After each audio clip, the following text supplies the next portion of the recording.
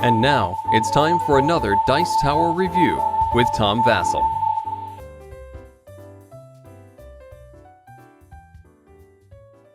I'm reviewing the Boardgamegeek game more for informational purposes than trying to encourage people to get it because it's a very limited edition, difficult to get.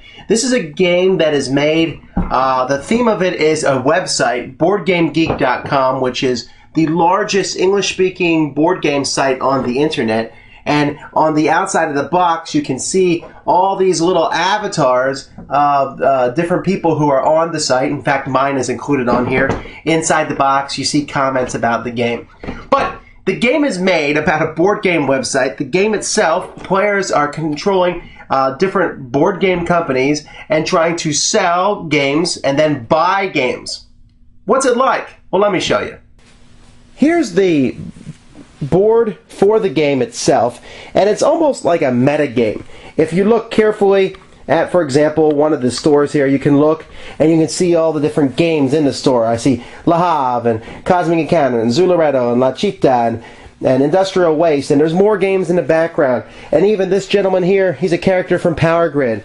And then every space on the outside of the board is for the scoring track are different characters from different games. Here you can see one from Small World, and over here I can see characters from just all different sorts of games. And so there's a bit of a metagame itself, just trying to find those out. And the rulebook tells you which who all these characters are from, and I guess it shows just how big of a board game geek I am, in that I recognize probably a good 95% of them.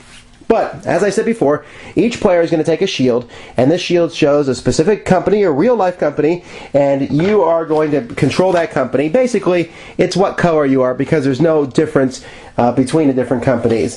They didn't put all my favorite companies in the game, but, well, what do you have? There's the companies that are in the game. Each player is going to have a stack of tiles that show the logo of their company on the back, and on the front, it shows a game from that company and a value of that game. For example, this is Tree Frog, and you can see Tinder's Trail is worth 3. After the Flood's worth 1. Struggle of Empires is worth 4. And here we got Brass, which is worth 5. The games go from 1 to 6, and they're placed on the board in various locations as the game progresses. So at the beginning of the game, starting with the player who goes first, players are going to draw 8 of these and put these face up behind their shield. And if you want to, you are allowed to put one of these games up for sale in a store. The number of the game itself, for example, this is a number 5 game, determines where it can go. There's 6 stores on the board. Each one has a die that shows the number of that store, and you can put yours in the store that matches the number of your die, or one less or one more. So this 5 game can go into store 5, 6, or 4.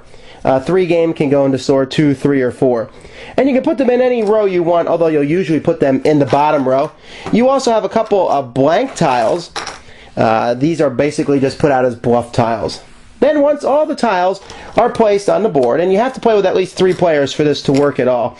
I'm just putting a few companies on the board. Then each player will take dice that match the color of whoever they are, and they have 3 of these dice, and they will roll these dice and send these people off to the stores of the numbers that they roll. So for example, I roll 2 3s and a 2, so I send 2 people to this store and 1 person to this store over here. The orange player sends someone here to the 4 store, to the 5 store, and to the 2 store over here. And then, in turn order, we can again basically determine if we want to move these people. Maybe there's not enough games there for you to buy, and you want to move them around. You can move to an adjacent store, or you can roll a die and move to the number of that store. But if you do so, you basically lose a point. Players start with 10 or 11 points, depending on their starting position, and you're paying points to move these around. Once everyone has moved, all the games are then revealed in the different stores, and bluffs are taken away. And then you have the opportunity to buy, in turn order, 1 game in each store with that person. You cannot buy your own games, and so you have to hope that there's enough games there to buy. When you buy a game, let's say for example, the orange character over here buys this game, which is in the wrong store. We'll pretend, let's put a real game in there. Here's a Age of Steam game. They buy this game in the store here. It's in this column, so the green player gets 5 points. It does not come from the orange player. They just get 5 points because someone bought their game in that store. And then the orange player, after everyone gets their points from buying games, will take the tile and place it in front of them. And this will continue on as the game progresses. Any games that are not bought move up 1 row, devaluating in price, and eventually will move off the board if no one buys them, making them gone for good. So this takes place over several rounds. Players are putting their games out in stores. You can put out as many as you want, but if they're not bought, then there's a chance that they'll go off the board. And then you want to try to buy different games and hope that people buy your game so that you can get points. At the end of the game, players are going to look at the tiles that they have collected. Each tile they collected, again, you can't collect your own color, is worth the number on the tile. So 6 games are worth quite a bit. Duplicate games from the same company, though, are worth nothing. And that makes sense thematically. Why would I want 2 copies of Struggle of Empires? 1 is fine. However, let's say this is a 3-player game and my 2 opponents are green and orange. If I get 2 games, 1 from each of the other players, for example, let's say I get 2 5s here. I get Cuba and I get Brass. If you get 1 of each game from the other players, then they count as 6s rather than what number is on it. So you can go out of your way to collect all the 1s from the other players, which will then become a value of 6. You add these to your score that you've accumulated throughout the game, and the player with the most points is the winner. I am a big part of the Board Game Geek website.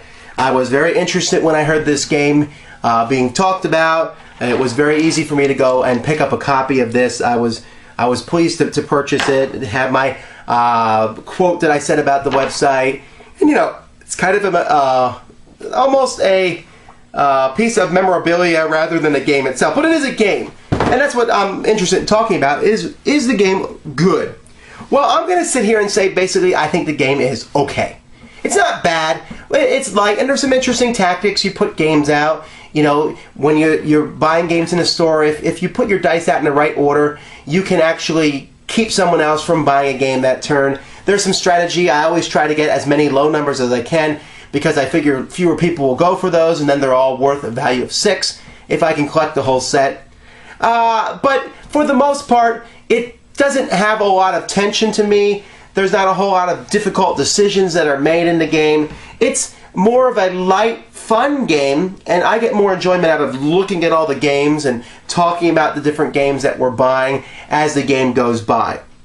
I think a lot of people will enjoy this game. I like the use of dice as customers and how they match the players' colors, and then you put them in certain places. I like when dice are used in new and interesting ways.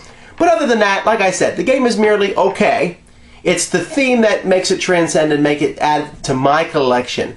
But unless you're a big fan of the website, I don't know that I would go out of my way to hunt this down. But if you do like the website, this is certainly a game you might want to try to find. Thanks for joining us today. For more written, audio, and video reviews, as well as the #1 board game podcast, check out the website at www.thedicetower.com. Until then, this is Eric Summerer, and you've been watching The Dice Tower.